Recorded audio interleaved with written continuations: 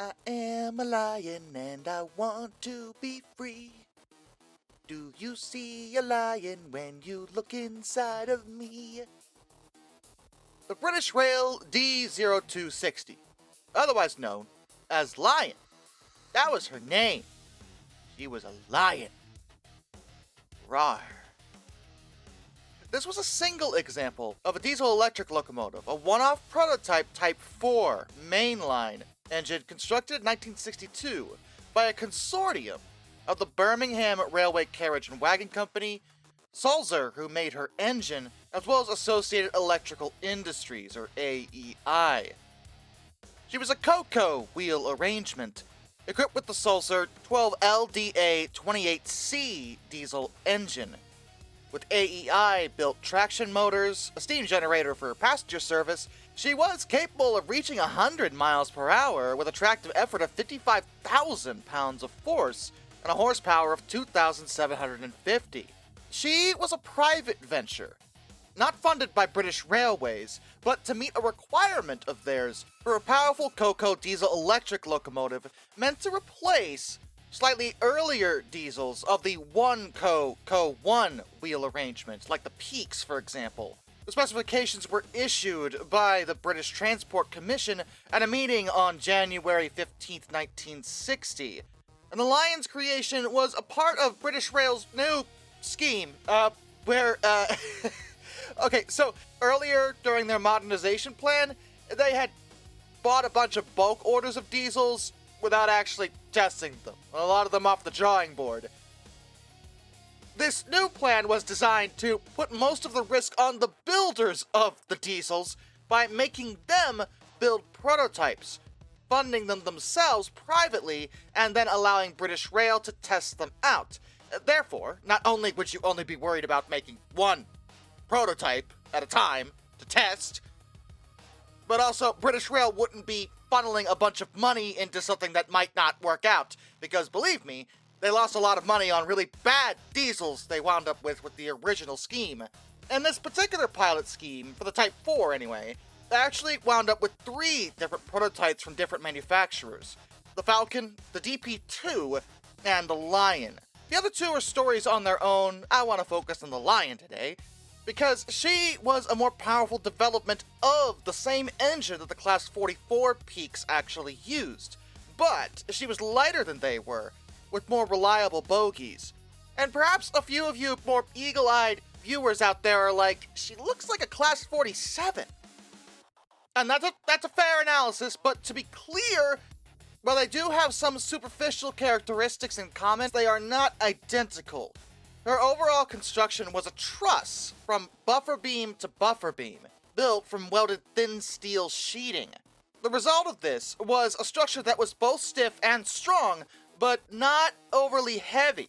She didn't need underfloor girder sections that added to the weight.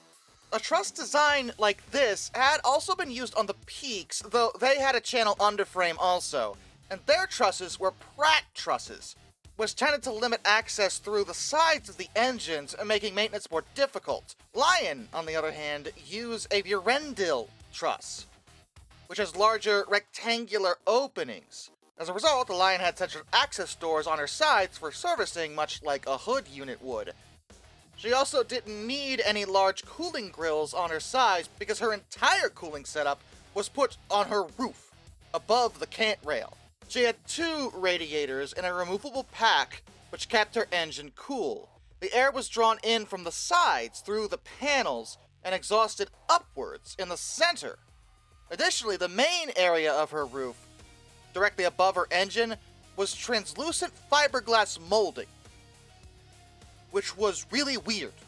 But that provided light into the engine room, because otherwise she'd only have those tiny windows on her sides for workmen to see inside. They'd basically have to use a flashlight. This way there was a bit more light in there. They could also be raised upwards by pneumatic cylinders when she was stationary to allow air into that compartment to, again, make it easier for the maintenance crews.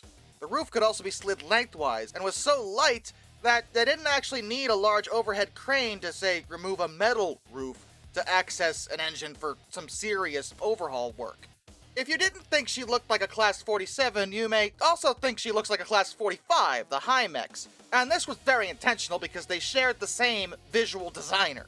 But perhaps the most striking feature about her, the most glaringly obvious thing that I have completely ignored up until now, is her color, her livery. She's white. You really don't see very many white locomotives, and the reason for this is that, white is just asking for dirt and soot and whatever. Like, you'd never want to paint a steam engine white under almost any circumstances unless they're never going to run again or something. I mean, there have been examples of white being used on livery on occasion, but generally it's not the dominant color, and it's certainly not the entire locomotive. Even the bogies are white. Now, that did result in her looking dirty when she wasn't washed well enough, but at the same time, it did make her very distinctive. You knew it was her whenever you saw her on the line, because she was the only one who ever looked like that. And honestly, I kind of dig it. I admire the boldness, the audacity to sit there and say, I don't care about the dust and the dirt. She's gonna look beautiful. And, hey, I think she looks really nice, actually. British Rail initially tested her on the western region on services out of London Paddington. Later, they moved her over to Finsbury Park on the eastern region for services out of London King's Cross. But unfortunately, the Lion story does end very sadly because at the end she was not accepted, and you're probably wondering, why? What was wrong with her? Well, nothing, frankly. She worked well. Honestly, she was actually a very, very good locomotive. The problem was British Rail.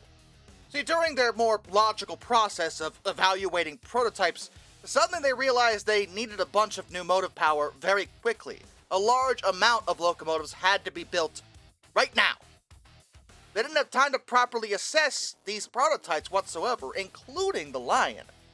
So they opted to cancel a final order of 20 Class 46 locomotives and invite bids for 20 brand new locomotives for the Type 4 specification, using the brushed traction electrical equipment that had been intended for the order of Class 46s. Brush themselves would win that bid, and it would result in the Class 47s. To be fair, despite it being kind of a knee-jerk reaction to a situation, the Class 47s turned out great. They built 512 of them, and 51 of those are still in service now. So yeah, that kind of worked itself out, not gonna lie. But unfortunately, it meant that there was no further interest in the Lion, and over time she was slowly, not actually scrapped, sort of, she was, but taken apart. She was withdrawn in February of 1964 and returned to the consortium. It's spotty on exactly where she went precisely, but everyone seems to agree that eventually she went to AEI's works at Attercliffe, where they were to recover their electrical equipment. During that process, Sulzer also took back their diesel engine, as well as the radiators, which were eventually repurposed and installed in one of the Class 47s, actually. All that was left of her after that was her body shell and her bogies, and she was finally scrapped at the Attercliffe yard of Thos W. Ward Limited. It's not known precisely how long she lasted in the scrapyard, but she was cut up fairly quickly, with the latest report saying she was still somewhat intact in 1965, but almost certainly not beyond that. And I think that's kind of a shame, because she worked. She was good. I mean, don't get me wrong, the Class 47s turned out great, but I just really like the Lion. Maybe it's because she's white. I really like how she stands out. Doesn't even care. She's like, I'm beautiful. Look at my gorgeous porcelain skin. Also, they would never have made the entire class based on her if they had gotten that far this color. They would not have done that. There's no way they would have gone through with that. This was just for her, but still, she's one of my favorites, and I miss her. I mean, I wasn't alive when she was alive, but I mean, Why'd you take her? How dare you? You monsters. Till next time, this is Darkness, and I bid you all a fun farewell.